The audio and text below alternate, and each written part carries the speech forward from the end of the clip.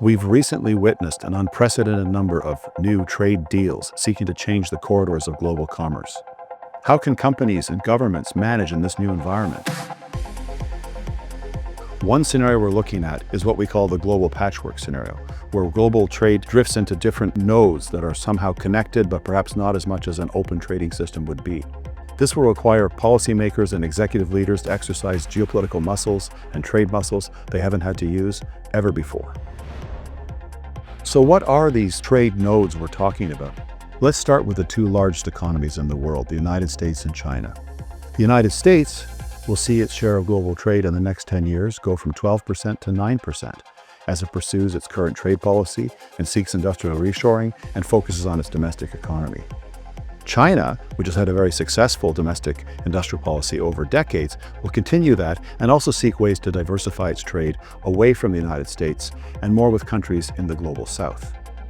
The third group is the BRICS. Now, this group does include China, but as China is a node unto itself, we're looking at the other members of the BRICS: Brazil, Russia, India, South Africa, and several others who joined more recently. And what they will seek to do is find ways also to increase trade among themselves. The next group we're talking about is the most heterogeneous. It's called the plurilateralists. But what these countries have in common is a deep commitment to open trade. And these are countries that have signed multiple proper free trade agreements over many years. We're talking about the 27 members of the European Union, Canada, Mexico, Peru, Chile, Singapore, Australia, New Zealand, Japan, South Korea, and even some smaller, more developing countries like Costa Rica or Morocco. And finally, we have the rest of the world, which will seek to be multi-aligned with all of these different trade nodes. So it's going to be a very interesting time in the next 10 years. What are no-regret moves for leaders in a world of ongoing volatility? Number 1, companies need to embed geopolitics into decision-making, both to boost growth, but also to maintain resilience.